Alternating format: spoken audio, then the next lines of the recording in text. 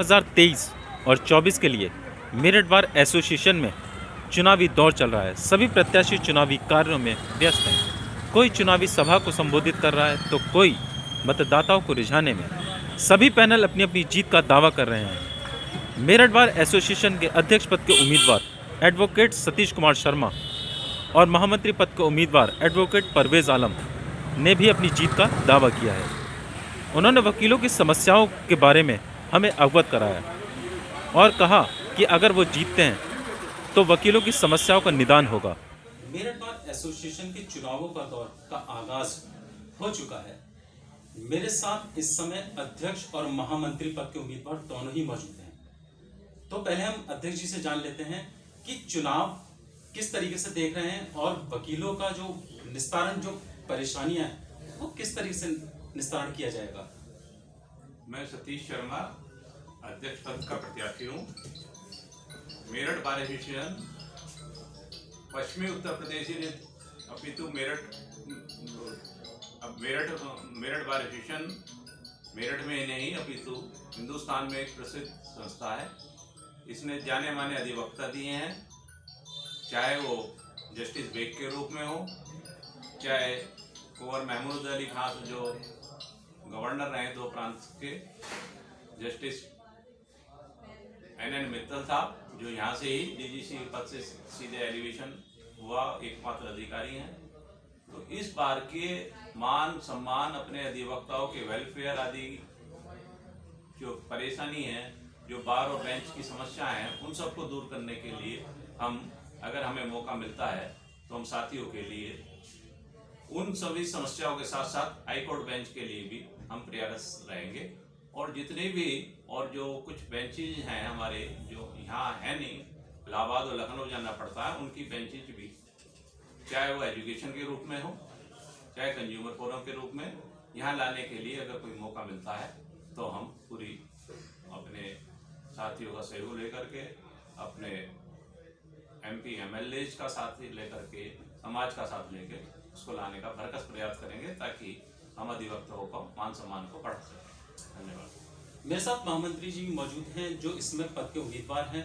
उनसे भी जान लेते हैं कि महामंत्री पद के आने के बाद वो किस तरीके से वकीलों के निस्तारण को देखेंगे। कि मेरठ बार एसोसिएशन, मेरठ का इतिहास काफ़ी अच्छा रहा है। ये बार बहुत यहाँ पर न्यायाधीश जो है उन्होंने दिए हैं और मेरठ बार एसोसिएशन की गरिमा के अनुसार हम यहाँ पर अधिवक्ताओं के वेलफेयर के लिए काम करेंगे तथा उनके आने वाले जो परेशानियाँ आती हैं उसका निस्तारण करेंगे।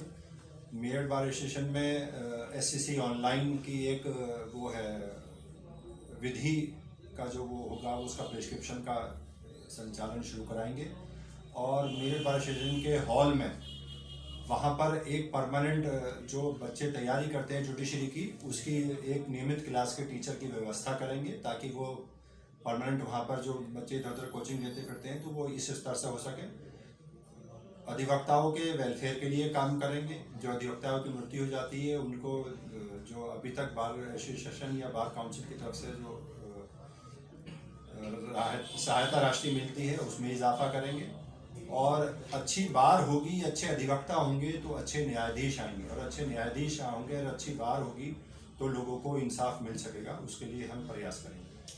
अध्यक्ष जी, आपसे जानना चाहूँगा कि बहुत से वकील इस तरीके से हमने देखे हैं जो बेचारे कैरियर बनाने के लिए तो आते हैं लेकिन उनका कैरियर कहीं ना कहीं रास्ते में टूट जाता है। तो वो जो बेचारे मेहनत करके आते हैं, अब उनके लिए क्या सोच रहे हैं आप आगे के लिए कि अगर आप चुनाव जीतते हैं, अध्यक्ष बनते हैं, तो आप किस तरीके से उसको निस्तारण किया जाएगा। देखिए, बड़े संयम का बिजनेस है ये, क्योंकि ये रोजगार नहीं है।